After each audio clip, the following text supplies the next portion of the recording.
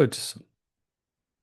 So, welcome to the motor control lecture. So, motor control, what is that? That's really the process of bringing about a physical movement, physically realizing the movement, um, which entails, the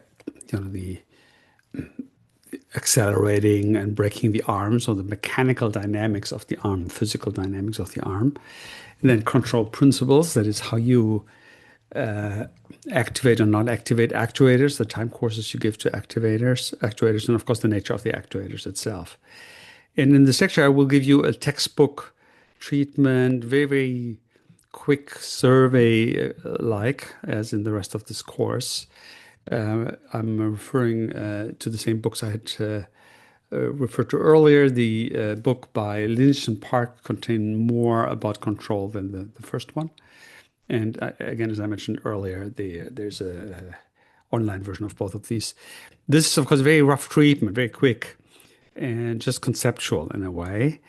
And the notion is that it sets up a comparison to human movement, which will be then done by Lei Zhang, and you will see that human movement is actually quite different. That the way that control is conceived of in robotics is maybe the part where robotics, including autonomous robotics, most strongly deviates from human movement. And that is one of the research frontiers, as I mentioned in the introduction, of trying to design a way of looking at robotic movement that is more in line with human movement.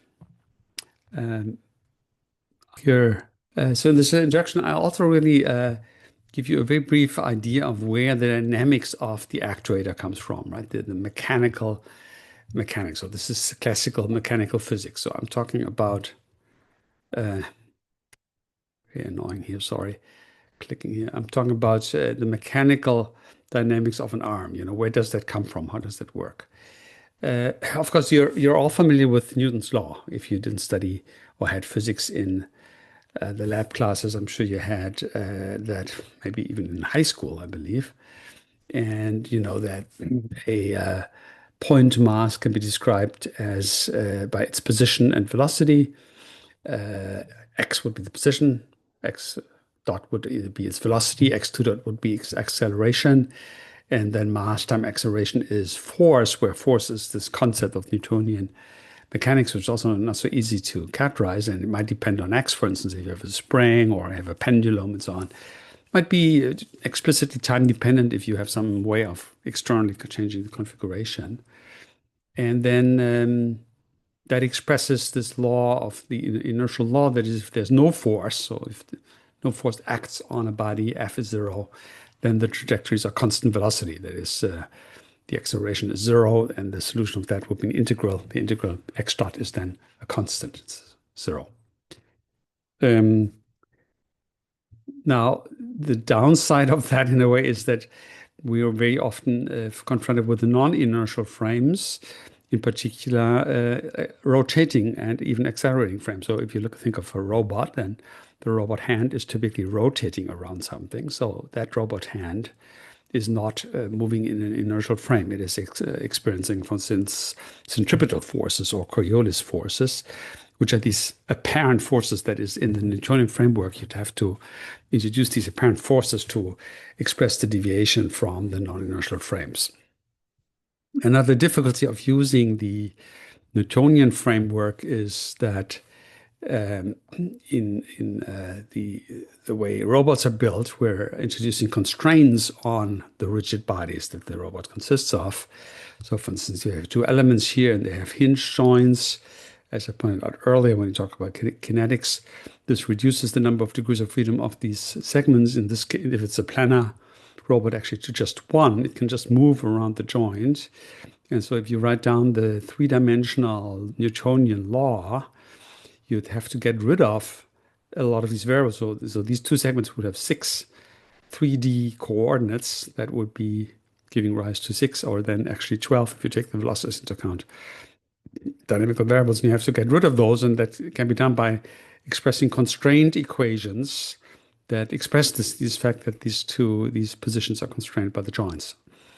That can sometimes be solved but that's very awkward, very inconvenient.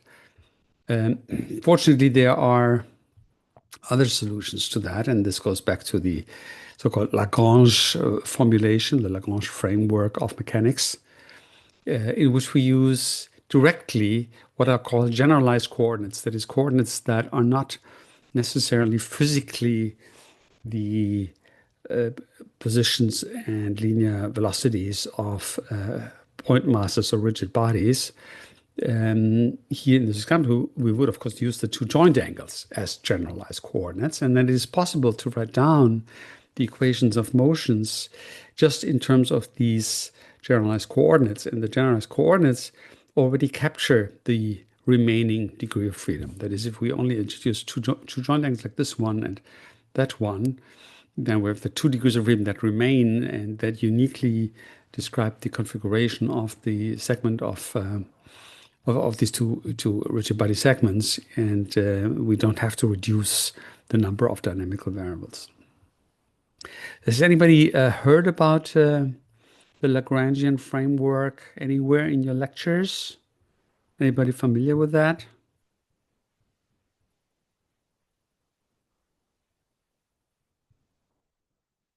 No? Take that as a no if nobody says anything. So that's new to you? That is the formulation of classical mechanics that is taught in physics. There are essentially three frameworks for discussing classical mechanics. That's 19th century stuff. Yeah? Newton is 17th century.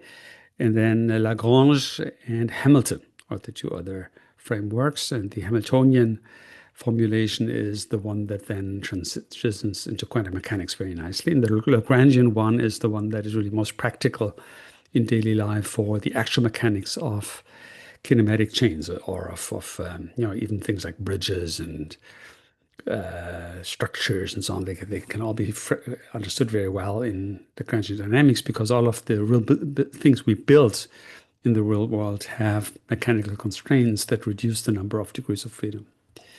So in the Lagrangian framework, what you do is you write down the Lagrange function. I'll just introduce it and state it and not prove anything here. And the Lagrange function is the difference between the kinetic energy and the potential energy of the system that you're looking at. So Q are these generalized coordinates. Q dot is their derivatives. It's also a second order system, right, that has these two variables. And the kinematic energy has to be formulated. So the movement energy, in a way, that's in the system has to be described. And then the potential energy is really just gravity, that you're higher or lower in the gravitational field. Assuming a constant gravitational field, we're moving not very far from the Earth, right, where gravity is just constant g acceleration downwards. That's subtracted. And that formulation gives rise to the equations of motion through the least action principle. So it turns out if you study the mechanics, you can derive the equations of motion of particles by saying that the integral over the Lagrangian in time, that's sometimes called the action, is minimal. That is, the variation of that action is zero. Variation means that the entire functional dependence here, it's not just the time dependent of that function is minimized. So if you look at all the possible time courses that would be, that Q and Q dot would go through, the time course that that is consistent with Newton's law, with the physical law, is the one that minimizes the integral over the Lagrangian, over that difference between kinetic and potential energy. So that expresses, in a sense, the law of conservation of energy. That is, if there's a change, it's a change purely from kinetic to potential energy or back, so that the difference between those is constant, and the movement corresponds to the minimal exchange of these two. So that's just a law that I'm quoting. I'm not proving that. No, it's sort of classical physics. I can derive the Lagrange equation intuitively by doing that variation.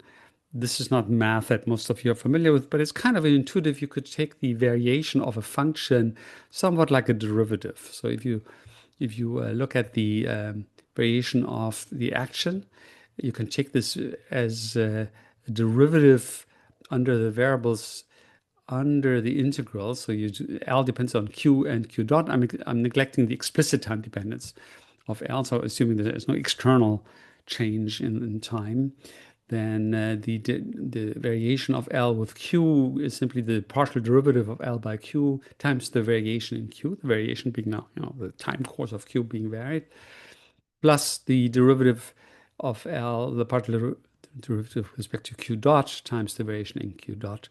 And the integral over that is then the variation of the action that's supposed to be zero. This is a short notation for the derivative of the variation. And if you have that integral, you can do partial integration. Some of you might be familiar with that. So the partial integration will take this term here and the fact that I can consider the variation of the velocity the same as the derivative of the variation of q, then the dt cancels in a way, and you get the derivative of the Lagrangian at the extremes here of the integral plus the remaining integral that is where the d by dt is in front. So that's the principle of partial integration. You might know it the other way when this is outside and then these other two terms on the left-hand side. You can try to check that later if you're not familiar with this way of doing this.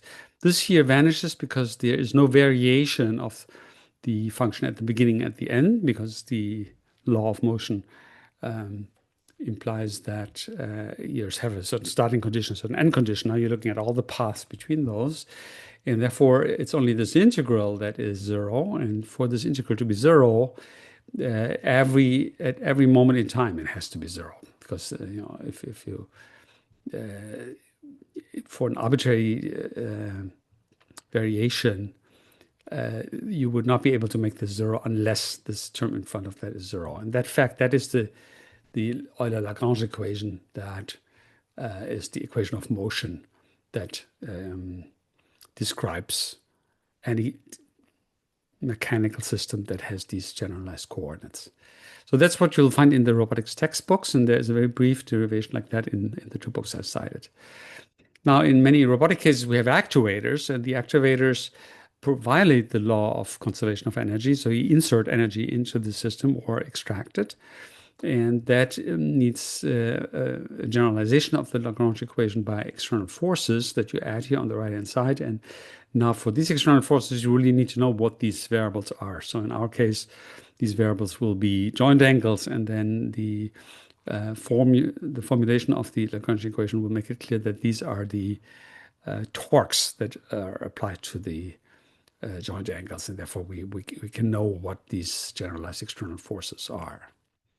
Now this is all supposed to be vector valued, and in components, if you have n different joints, then in components this is a vector that has the dimension of the generalized coordinates. So this is the abstract framework. If you've never heard about it, it might be a little bit confusing. Now let's take two concrete examples to get a better sense for this. So simplest example, simple point mass pendulum. So we assume there's all the mass in the end of the pendulum. This is a string with a zero weight moving in 3D. That is, it has a azimuthal angle here, the deviation from the vertical, and an angle of its position in the plane, projected down into the plane here, this angle here. These are the only two coordinates that you have. The pendulum is initially stretched, and we're not looking at any perturbation that would introduce slack into the pendulum. So it's always constrained that this is the length L of the pendulum. These pendulum equations can be written down in Newton terms. It's actually not even totally trivial to do it, but it can be done. And I'm just showing you how easy it is to do this in the Lagrangian framework. So all you have to do in the Lagrangian framework is characterize the pendulum by these generalized coordinates, right? These two angles, very easy. And now you have to write down the kinetic and potential energy of this pendulum as it moves. And so the kinetic energy is just the velocity of the mass squared. So it doesn't depend on the direction of the velocity, the size. So it's the norm squared, the 3D velocity, and multiplied with the inertial moment of that arrangement. And that's something you need to learn how to compute the inertial moment. It goes quadratic in the length and linear in the mass. And the 1/2 is from the kinetic energy. It's 1/2 inertial moment times velocity squared. And the r dot, can be computed as being there's no movement here along the string. It's only the movement in the two directions, vertical to this line here, the azimuthal angle, and then in the plane. And these two can be computed to be this way. Right? This computes directly. And this is just the projection onto the plane times the corresponding velocity. The potential energy is very simple. It's really just a question of the azimuthal angle, right? If you lift this more, the mass is higher in the gravitational field, and you can easily see that it's the cosine that determines how much this is lifted. It's actually the minus cosine that determines how much this is lifted. So you add these two together, and you have or actually subtract them, sorry, t minus v. You get the Lagrange equation. And to do all these computations, you need to know the transformation into these kind of polar coordinates from the 3D position of the joint. Now, the equations of motion can be derived just using blindly the Lagrangian approach. So you're computing the derivative with respect to theta dot, which gives you this here, right? You do the chain rule, and you do the derivative with respect to theta, which gives you this here, and then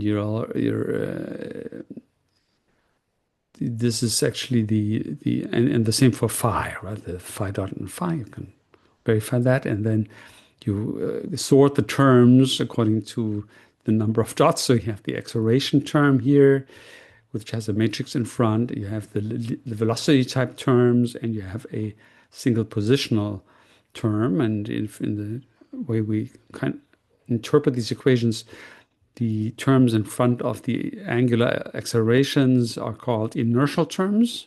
So this is the inertial moment of this pendulum arrangement that depends on theta, right? The more elevated, the larger this component of the inertial frame. So for the rotation around the azimuth, it matters how elevated the pendulum is. And then these are the apparent forces that you now get for free. So these contain the centrifugal and the Coriolis forces. And then this is the gravitational term. So you can see the G. If you put G equals 0, this term goes to 0. So this term is purely gravitational. It only acts on the theta degree of freedom, right? Because the movement in the projected plane does not affect the position against the gravitational vertical. So that's your equation of motion for that, right? So of course, in the lecture now you cannot reproduce these very quickly, but it might be useful to go in this example isn't one of the textbook, to go through that if you're not familiar with that, and sort of demystify a little bit the math behind that. The more relevant example might be the two-link planar arm that we used previously in our lecture about kinematics, which can be characterized by these two joint angles. And it's a very analogous. The kinetic energy is really just the sum of the two linear velocities, so the center of mass of these two bodies, plus any rotational energy. So the rotational energy is here for the first segment in this, and for the second segment, if you look in the inertial frame, right, you have to add the whole configuration. then that will be the kinetic energy, and that will be the inertial tensor for that whole arrangement here. And yeah, and actually, I introduced X2. Yeah, this is the second segment, the kinetic energy of the second segment. And this can be rewritten in this form where you recognize that the theta 1, theta 2 dot appears twice, it's always squared, and there's a matrix here in between, which essentially gives you the kinetic energy in purely rotational terms. And to see that, you'd have to transform these x's here into um, positional, again, into rotational degrees of freedom based on the coordinate transform. That's the same equation as mentioned earlier. It's the same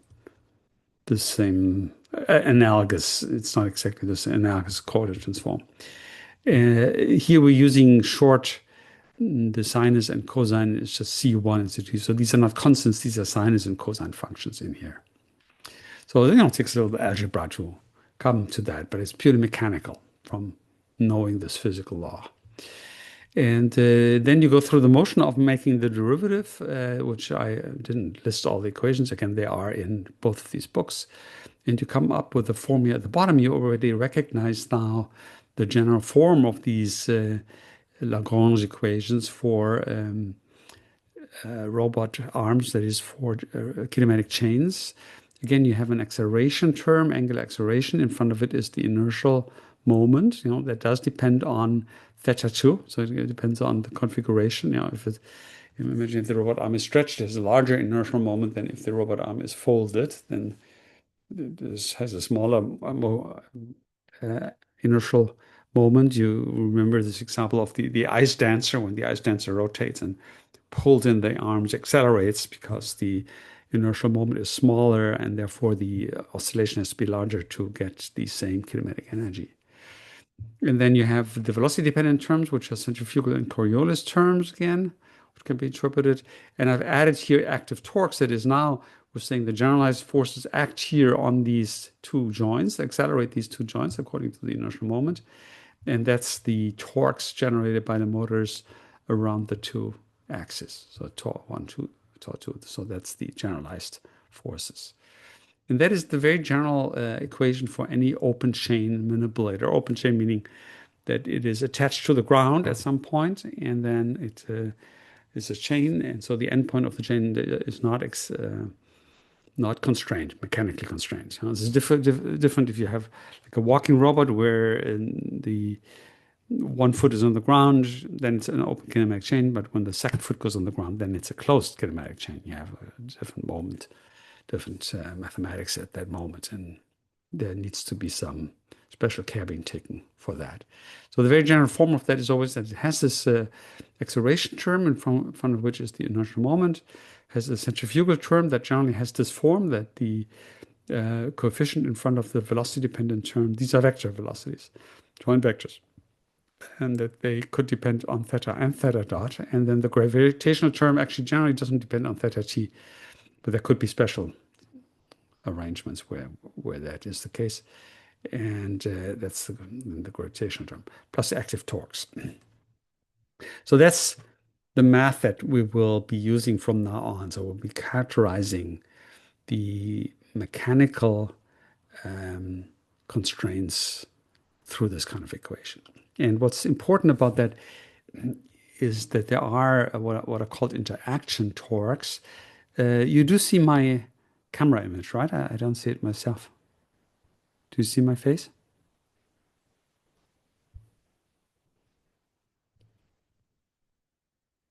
Anybody can confirm that, or you know?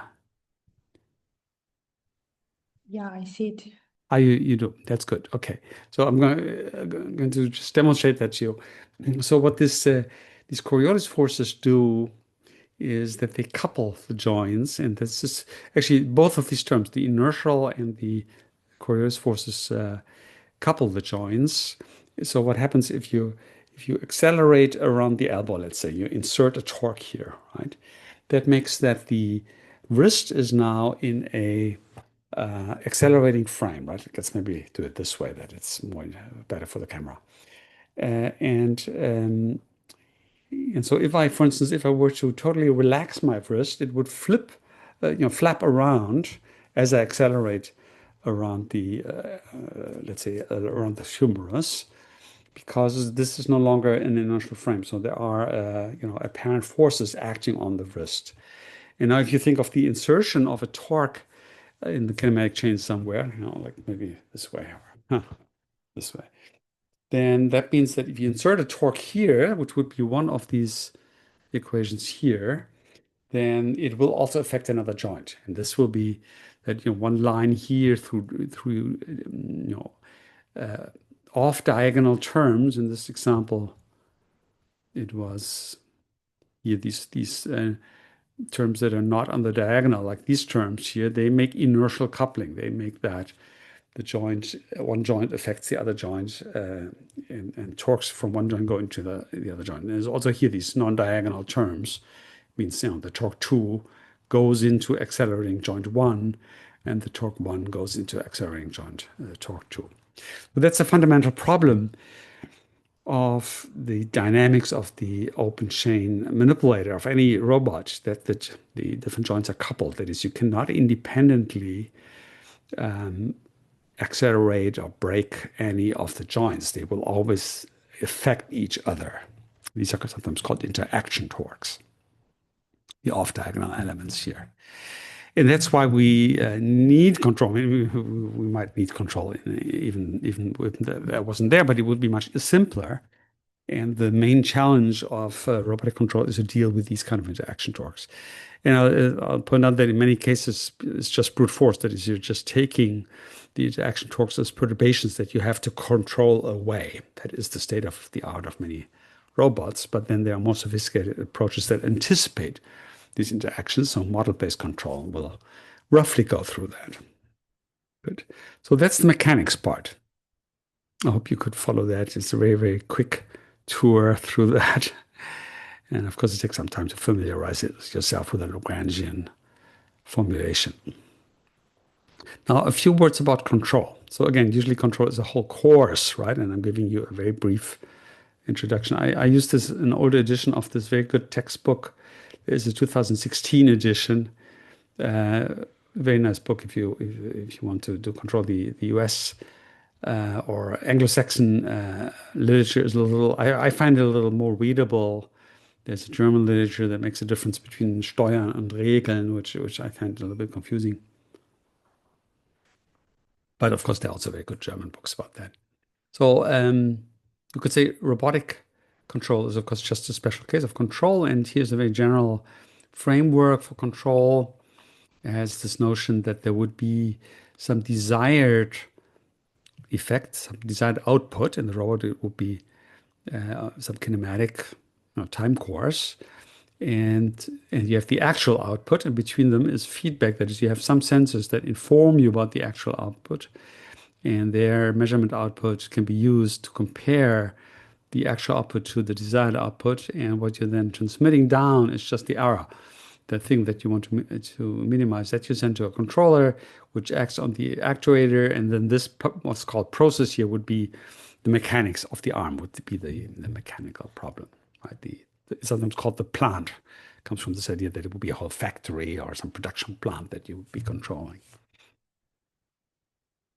And so if you mathematize that, then you have the process or plant or so that has a particular law. And this would be where we insert the Lagrangian equation for this in general. So it could be explicitly time dependent if you have some way of explicitly inserting some external time variation. But other than that, there's the state vector, which all these generalized coordinates, and there's a particular signal, the time-independent signal, the control signal, that will show up in here. And this will be ultimately the thing that will set the torque in some way. And the output of the system could be some function of that, right? It doesn't necessarily have to be the state variable itself. It could be some function that we observe, and there could be, again, some general function of how we observe it. And the notion is that what we need to do is to find a control law that is to find out which function u as a function of the output, more more precisely actually the estimated output. There might be some other um, some difference between the actual output and what our sensor can determine about the output. And there could be some filters to estimate the output better. So I'm using this hat on the Y to express that there will be some observation process that in many cases the mathematical model of the observation process is really just that it's the true output plus some noise, some sensor noise. So we want to derive a control law that where the control variable is a function of this output and and, uh, and the desired response. So the error, for instance, would be then the difference, let's say, between those, and the u could be a function that of some function of that difference. Disturbances, that is, parts that are not described by this deterministic equation, would be typically modeled stochastically. And this is the main problem, that you make sure that you model the plant correctly so that the only thing that remains as an unknown is random noise, mostly motor noise in practice, maybe some external perturbation. So that's a very general framework of any control system. So the only difference between dynamical systems, all dynamical systems, the only difference is this particular subdivision of the variables, that you're assuming that u is a function of some function of the state variable. So it's sort of hidden in here that u depends on x because y depends on x, and then u depends on y. So this is really an x-dependent function. So this is a more complex function than just the original Lagrange equation. It also depends now on the state variable through the control signal. It depends on your control law, how it depends on that. That is something you write down. Now, in robotic control, there are sort of two levels of control, and usually we only talk about one. And there's the outer control loop that we'll be talking about a lot, and that robotic design is about a lot, and that's the controller that is sensitive, that is sensitive to the arm, so the joint dangles or where the hand is in space, and the has some feedback about that, and then controls the arm to achieve particular kinematic states. But inside there is also another control loop where the motors are electrical motors, and the motors take electrical signals and generate mechanical stuff like forces and torques. And you also need to control those voltages you send to the motor so that they generate the right torque, or the right, ultimately the right torque or forces. And that control system is usually fixed and not part of the robotic design that is fixed by the hardware provider. And that's possible because you can actually make that work very well. So what's inside there is there's another level of control here where there are encoders on the motors that give some feedback about the current state of the motor, and you're controlling the amplifiers to generate a desired rate of change here at the output. So you can actually really make this good enough so that a electrical signal that you send to these amplifiers generates a well-defined torque profile. And that's why we don't even have to worry about the inner parts of that, about the electrical control of the motor. So there is some real state of the. I mean, this is just a sketch. There's a whole state of the art of how servo-controlled motors are designed so that they generate these desired torques, pulling different amounts of force, right? If there's different energy, if you generate that torque against more resistance, you're going to pull more energy and have to put more energy into that system, and that's what these controllers achieve. So we can essentially approximate the actuators as being commanded by a desired torque, and we don't have to worry about this electrical problem inside. I mean, other people do that, people who design these electrical motors. That's why these motors are very special. And that's why they're very fundamentally different from muscles. In muscles, this is not at all the case. You will be seeing that the torque generated by muscles depends on the kinematic state, on the length of the muscle, on the rate of change of the muscle. It's in different regions of the muscle's workspace because the muscle is also passive, has some passive elasticity. And these are important modulations. And so you cannot actually just assume that the muscle will generate a torque that is well defined given some neural signal to the muscle. It's very, very different. That's the fundamental difference between electrical and biological actuators. So the way we usually think of actuators is really just getting rid of all this electrical stuff and saying the controller outputs torques or forces, depending on, depending on the kind of robot you have.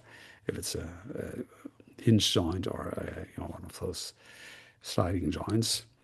Uh, so we're conceptualizing the controller as generating these forces. In reality, it's this little inner loop that controls electrically the motor for the motor to generate these forces, and these forces and torques affect the dynamics. That's what we'll model, and we'll have feedback about that, and that's the controller will design.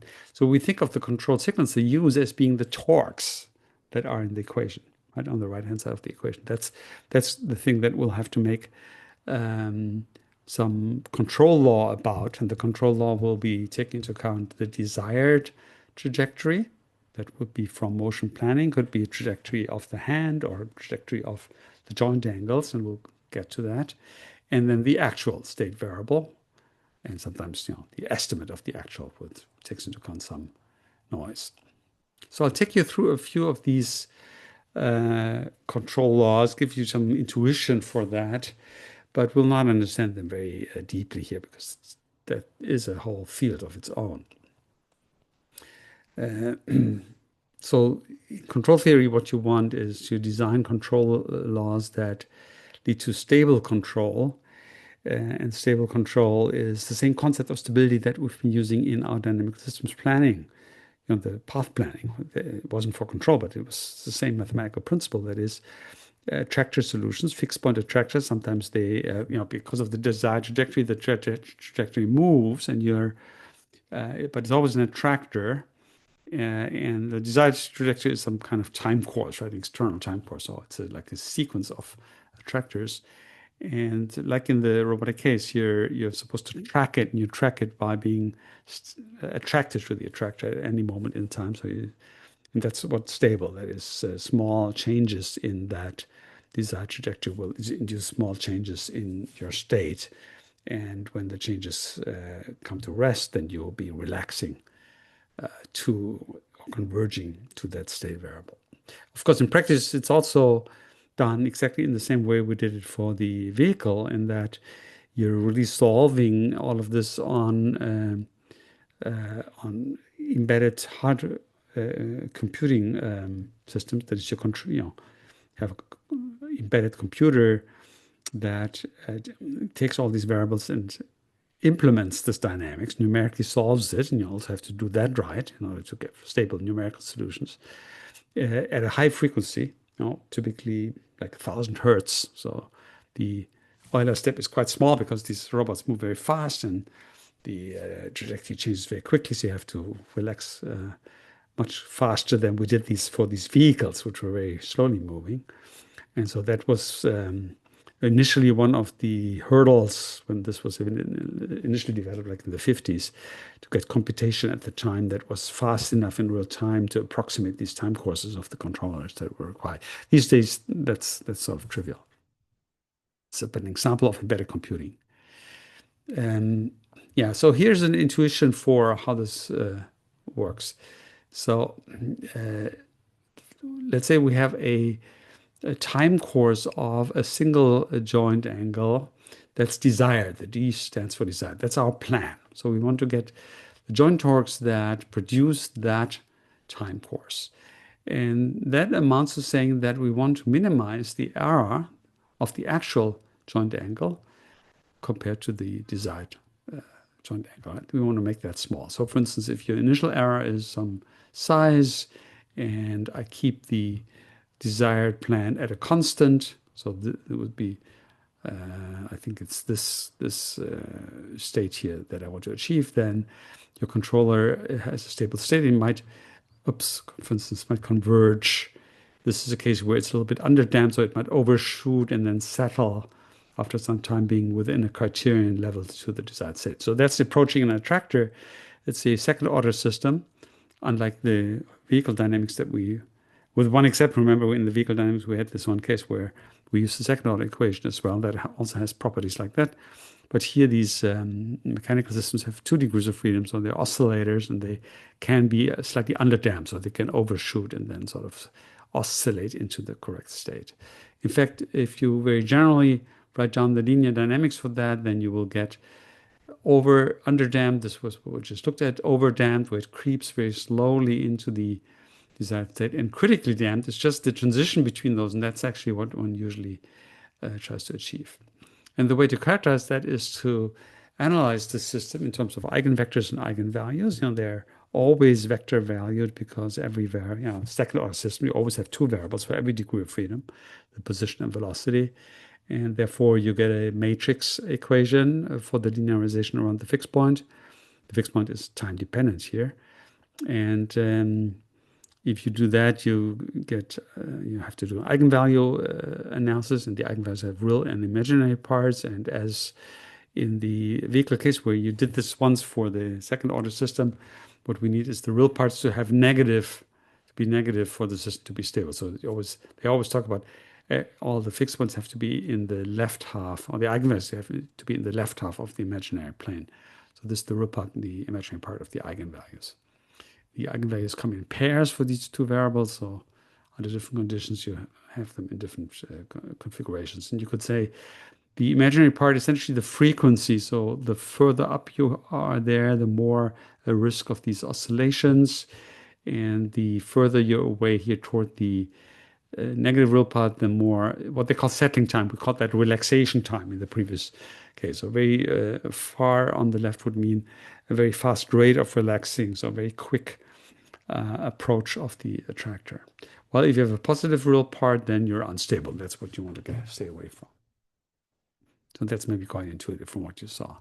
So let's say if we take a concrete plant, so it would be this thing that we want to control. We can apply some external force, and we want to get this mass with elastic, moving against elastic spring, against some viscous resistance here, and then want to generate, some time course of this generalized coordinate. This is actually a linear coordinate. Then we could do this in a variety of this variety of ways, depending on how we the feedback, the error term, what the term in front of that is. And this is in this book. This example is mathematically examined in this book. You can have a look at that. I wanted not to take this abstract example, but take the control of single joint as an example, which is a little more complex because it really is a nonlinear equation, right? This, if you write it all out, it's all a linear equation. You see the error is all linear here, and it's very easy to understand. Here there's this cosine, but can also approximate it linearly at some point. So if you take a single, planar movement, a planar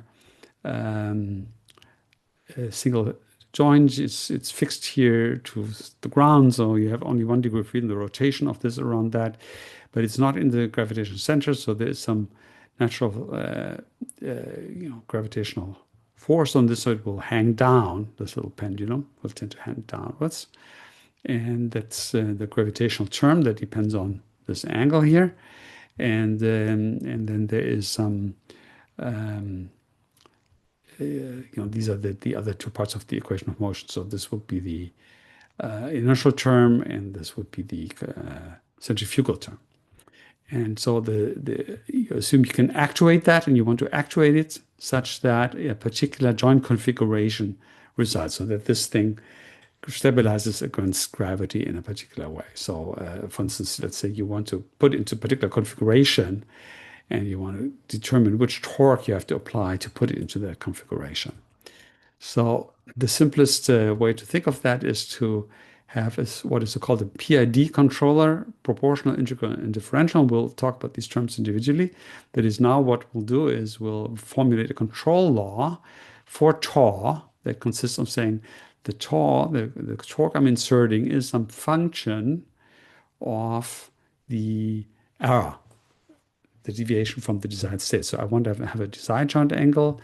I assume here that I have the exact joint angle as a sensory signal, subtract the exact joint angle from the desired, and that gives me the error signal. So theta E is error. So the control wants to make that zero. So that error should be zero. The same, that will be the proportional term. So I'm applying a torque as long as the error is non-zero. And if I choose the sign of this gain correctly, that should control the system to zero.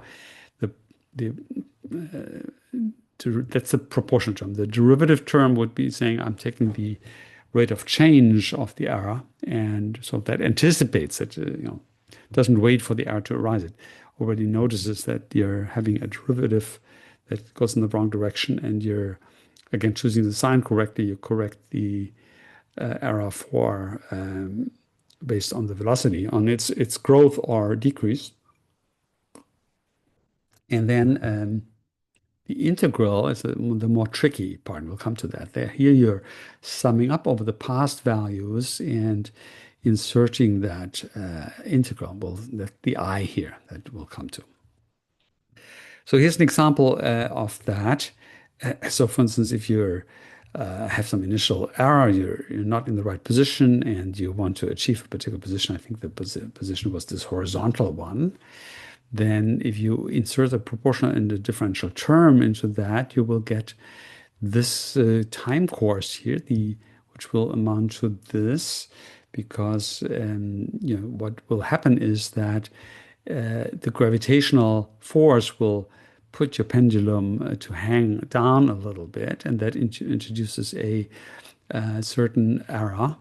And then, of course, after some transient, the time has come to rest and the differential term is zero, but the proportional term is not zero. And the proportional term is exactly what compensates for the gravitational term. That is, if you're at a particular configuration, this hanging down requires a torque. So this torque here will not be going to zero because the gravitation is a constant perturbation. So it's a perturbation. It's not a transient perturbation. It's a perturbation that will persist.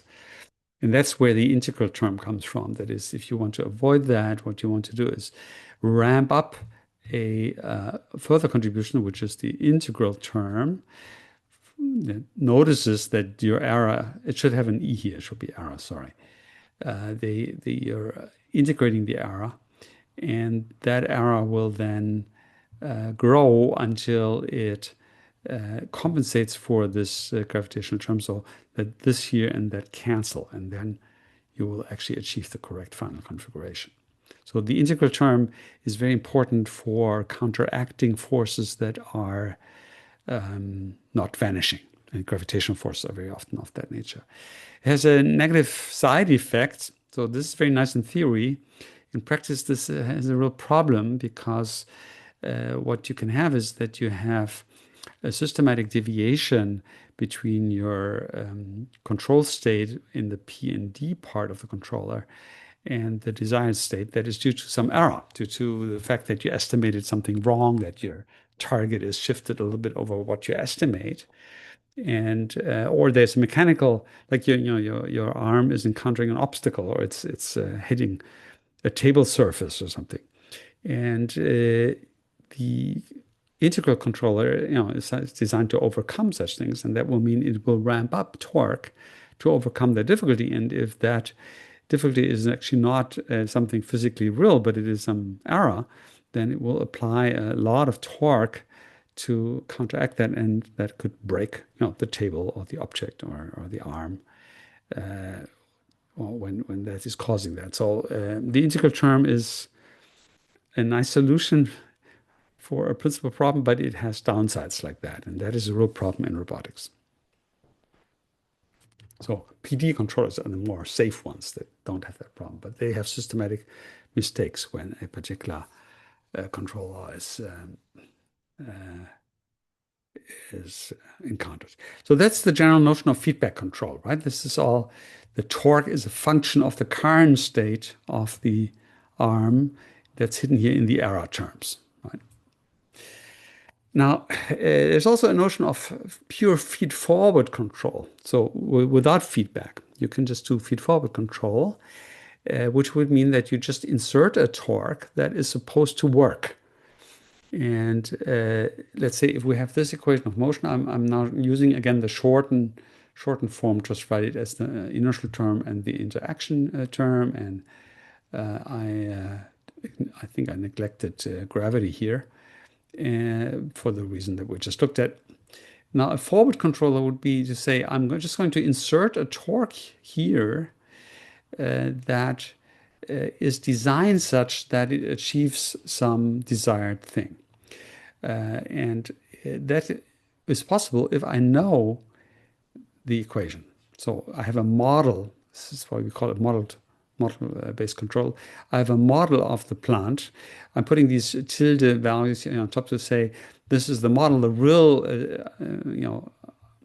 robot arm might be slightly different. Maybe I have some misestimation of lengths of masses or some properties of the robot arm that I didn't quite get.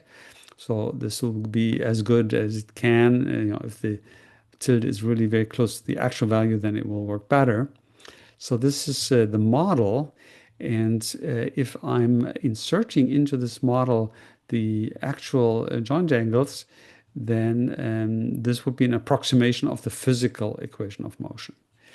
And now the forward, the so-called computed torque model would be to say, if I have a desired joint trajectory, that means I also have a desired joint acceleration and I have a desired joint velocity.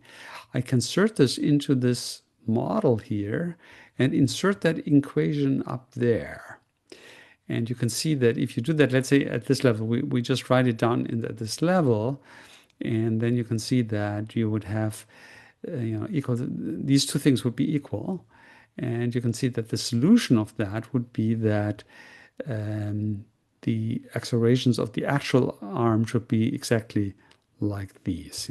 As you can see, you could so just push this through and see that's the solution to the system. That will be true only to the extent that the M, here between those two, it will be true. Between this one and that one, but only true if the model is exact, if the M tilde is a good approximation of the M and the H tilde is a good approximation of the M, right? So that would lead for the robot to have the exact arm. So that means essentially you're inserting as a torque the desired, let's say if there was no inertial coupling, then this would be just a constant for every joint angle. Then you're saying the torque I will be generating is exactly the torque that generates the desired acceleration. And then, the corrections are all the interaction torques. You already write down the torques that compensate exactly for the interaction torque. So here, if you didn't have these terms, then the torque would directly accelerate the joints. But the interaction torques make that it's coupled. But by writing on the left-hand side a term that can be canceled, this term can be canceled against that term. If you're close to this, you're doing this computed torque. So this is a purely feed-forward system, and that can work reasonably well. And here's an example where in a certain task with an open loop control like that, you can actually move the single joint to a desired position. And here is an example where this doesn't work at all because this is not a configuration that the model captures correctly, where the pendulum is upside down. And there you see that now it wouldn't work at all. Now the actual joint deviates from the desired trajectory. So the forward controller can work if the model is closed. It cannot actually counteract external disturbances, external perturbation, then that's not something that you can deal with. And the more general idea is to combine these two things, right? You have a feed-forward and a feedback controller. And the feed-forward controller would compensate for the interaction torques, and the feedback controller would compensate for disturbances and make the whole thing stable. So here's an example of that. So what you would do is insert a torque that is model based, that it is has here the model of the inertial moment, and instead of just inserting the desired torque, it also inserts here the feedback term, the error dependent term, and then here it has the interaction torque. And by writing down the predicted interaction torque on the right hand side, right, you're essentially compensating for that. This is sometimes called inverse dynamics or computed torque controller, and it is sort of a state of the art thing to do that. This is something that's done for sophisticated robot arms, like some of the autonomous robots do that. Well, a lot of industry robots don't actually do that. Um, Essentially, it's not necessary. It uses a lot of computational complications, stability regimes, subtle interactions here. So they just do the PID style control. Uh, yeah, and I think I'm going to skip that. So, I mean, there is a question of whether you're really taking into account the interaction uh, or not. So you can control independently. I'm not going to go into that.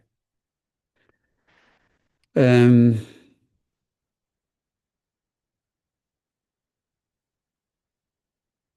and maybe I'll skip that too. I don't think one can really get there in this very short survey. So the one of the challenges for a long time was to do this in real time, to make these computations. When you have matrix multiplications, like, these would be, for instance, could be 6 by 6 dimensional matrices, and you have to do that in real time, and that used to be a real problem. I don't think it's um, not sure that's still a problem, but for a long time this was a problem. And then there were simplifications of, for instance, only taking the gravitational problems into account because that's the source of error. Because these robot arms are very heavy, and the gravitational effect on them is heavy. They will always, hang a bit lower than the desired state due to that, and so on. So I don't want to go too deep into that. Now, that's sort of roughly the story about classical control for robot arms. And industry robots have often proprietary control laws that are quite sophisticated, doing this very well. Now, now I'll talk a little bit about some research issues here, some research frontiers that are actually relatively resistant to solution. There's a lot of work on that, and it is one of the obstacles to applying this form of autonomous control for autonomous robots. And I mentioned earlier that a lot of the humanoids and other uh, robots that are supposed to be autonomous don't do well when they interact with objects. And there has been a lot of progress in the last few years. Boston Dynamics has famously now done some demos where robots can grab something and posit it, and so physically interact. But it's still really research level. It's not deployed. And this comes from the fact that when the robot makes contact with some surface, then something complicated happens. Contact forces happen. These contact forces can be very nonlinear, that is very categorical, like you touch this table or not, and there would be an abrupt, non-differentiable change in the resistance that you encounter. And these laws would not deal well with that. And one thing that you want is that the robot does not push against such objects with arbitrary force. And there are different solutions. One would be to push against the surface with a well-defined force. This is impedance control. Or that it would yield, in a way, compliance, that it would yield in a certain way. These two are actually, impedance control is a solution to the kinds of compliance problem under some circumstances.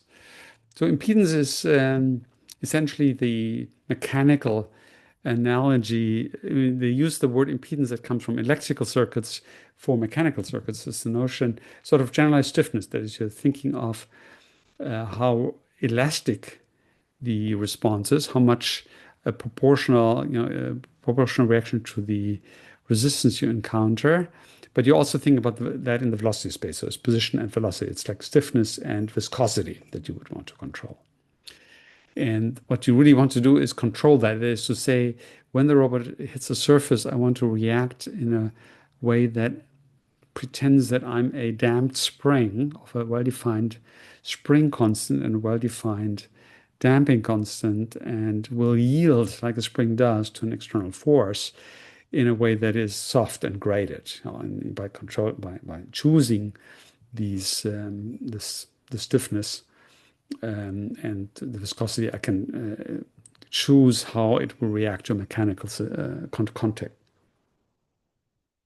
Where this originally was developed was in teleoperation. So you're using a human who has some manipulators and is controlling a robot, for instance, in nuclear industries or certain very dangerous chemical industries where you're manipulating through not direct mechanical coupling, but you have a robot that you're controlling through some forces.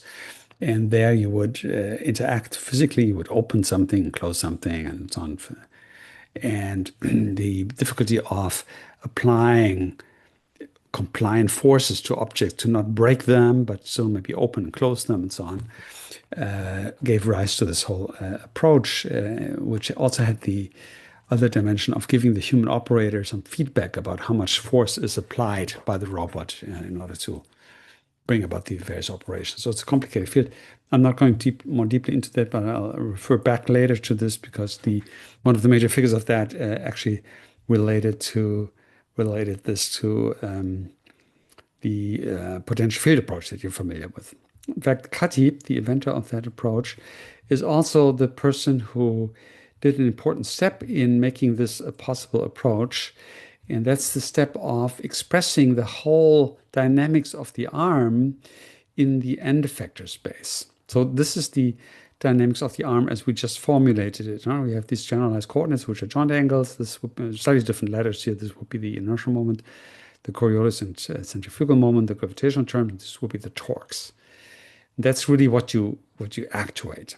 But when you want to now act on an object in the world, you might want to get the end effect of the hand physically to exert some force on that other object out in the world to press on something, press a button, let's say, with a certain strength, or dislodge something, or to use a tool on something.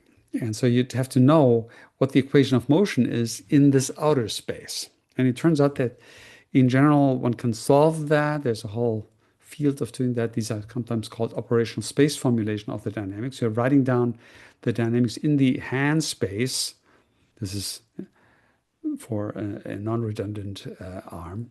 In the hand space, hand position, velocity. If you have 6 joints and you have for the hand space 6 generalized hand coordinates, remember orientation and position, then you can write down an equivalent equation in the space. The important thing is that the torques at the joint angles and the forces that the hand exerts are connected through this inverse Jacobian. So this is the Jacobian, the derivative of of each positional degree of freedom with respect to the underlying generalized coordinates. Its exact definition actually is a little bit more complex in the transpose. So this connection here gives you which torques at the joint level to insert in order to generate a certain force at the end effector level. And this is what the impedance controllers need, right? When the impedance controllers want to insert a control law, so they want essentially your robot hand to emulate a spring that has certain spring constants. What they need to do is insert that torque into the robot arm, that then transforms this physical law. So the difference between those would be what makes sure that the robot arm really is a spring-like thing. So that this would be the mechanics of the robot arm, and this would be the spring-like behavior that it has. And that's the torque, the error that you want to minimize, the torque it's the force vector, and the force vector transformed into torque then makes it possible to do that impedance control. Yeah, you might just get a vague idea of that here to see the kind of problems that you have. Good. So in this interface, in this way of thinking about control, is always this desired trajectory, right? That ultimately it's all translated into error, and that is which comes from planning, right? And we previously talked about that for vehicles and very roughly for robot arms, and that's where you get these time-dependent ideas from. And most of those are, of course, in end effector level um, descriptions because you have a plan for the hands movement in space and you need to uh, transform them into the joint space. And that's using the inverse kinematics. And that's the standard way it's being done. I mentioned that in the kinematic module, that you're needing the inverse kinematic exactly to do that because of plan in hand space and you need to translate it into joint space in order to control the arm. The operational space of CATIB offers an alternative because what you can actually do is do the whole planning and control in end effector space. And that's how we originally formulated the potential filter approach. So he used this operational space description and computed the desired trajectory from the potential by having these virtual forces, that point downhill. And he inserted these forces directly into this operational space description. And therefore, then that was also the controller for the robot arm. And for many years, this was more a theoretical concept because even though it was mathematically possible to do that, but in real time to do this transformation here wasn't actually really feasible. But now there are actually demonstrations of that. I mean, I've been for more than 10 years. This Carib is now very famous for this, where you can do that. It's still not something that is being done.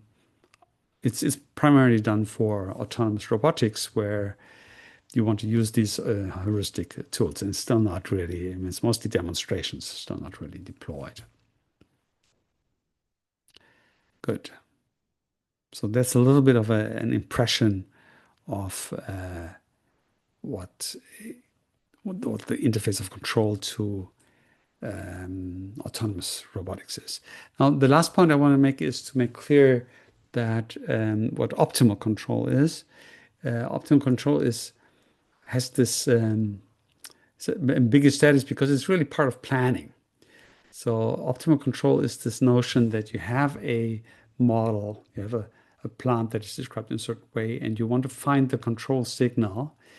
But this is not the control signal to control the desired trajectory. It's a control signal that solves a planning problem. That is, that it says, I want a control signal that moves me from some initial to some terminal position.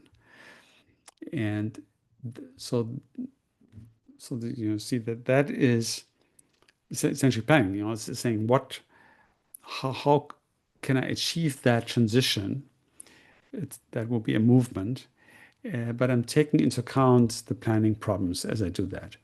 And the general approach is to have some cost function that from which this emerges as the minimum of that cost function. You put into that cost function constraints on the planning, like you don't want to accelerate too much. You want to be initially start softly and end softly. And it might have some way of dealing with unknown problems. For instance, if you're braking a train, then it depends. The time course of braking would take into account how many people are in the train, because that changes the inertial moment. You'd have to have some way of estimating that as you're optimizing.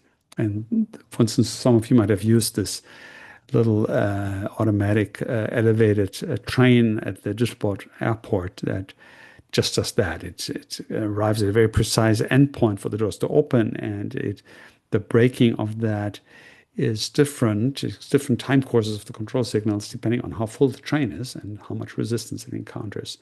And inside that is some form of optimal control that solves that problem.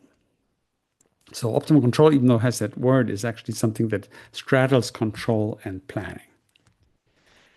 So next week will be it will be Lei Zhang who will see how human movement and animal motion in general works. And you saw that autonomous robotics is very inspired by that. And the analogy to the mechanical equations are the biomechanics, which biomechanics is could be described in the same way if we think of the limbs as being rigid bodies, the bones in there, right? And the elasticity of the bones and so on often is neglected, even though it is important for some aspects. But the main problem is that the muscles are both part of the mechanics and they are the actuators. So the muscles are part of mechanics because they have viscous and elastic properties just passively. It's a piece of meat, right? It's an elastic piece of meat. So there is some just a passive contribution to the mechanics that is sort of spring-like and viscosity-like. But it's also the actuator, the muscle, and the actuator means that the signal that we give to the muscle, which is ultimately a neural signal, is not bringing about a precise torque or force. It's bringing about some time course of that force that depends on the current kinematic state and so on. That's a much more complex problem. Now, the control of any mechanical bi biological system is always feedback. And the most common form that feedback takes, or the most obvious one, is actually reflexes, spinal reflexes. So we think of these reflexes in some mysterious ways, but they're really just parts of feedback controllers that change the muscle activation as a function of the current length of the muscle. And the there's a element where the descending neural signal is compared to the signal that comes from the muscle. So the encoders on the muscle that tell the muscle how long it is and what its rate of stretching is. And they are combined there, and it looks very much like a control circuit, but it's a control circuit that is relatively sluggish. That is, its time, if you look at its real value, its time of the eigenvalue, the time scale of that is very similar to the time scale of the movement itself. So it's a very soft controller, and that's why we don't hit ourselves when we make a mistake too hard, right? We're never generating these extreme torques that robot arms do. So this is something that Lei Zhang will explain to you a little bit. And one solution that we have in the biological system is that we're not able to control arbitrary trajectories. Now, robot arms are supposed to do any trajectory that you desire, and the kind of benchmarks that people use to check how good the controller are often these kind of benchmarks that I used in the toy examples, like an abrupt, you're here and you want to go there, an abrupt shift of your desired state, and you see how well, these sort of time courses of how well you're approaching the desired states is used to assess the quality of the controller. And that's not something that humans do. That is, humans have a restricted set of movements they produce, and Lei Zhang will illustrate that. Piecewise harmonic movements, or planar, and piecewise sinusoidal. And so, in a way, these are movements that the nervous system knows how to control, one could say. So it only plans movements that are within its controlling space. That's one of its solutions. And there is a lot of work of trying to emulate that for robots, for autonomous robots, and it's ongoing research.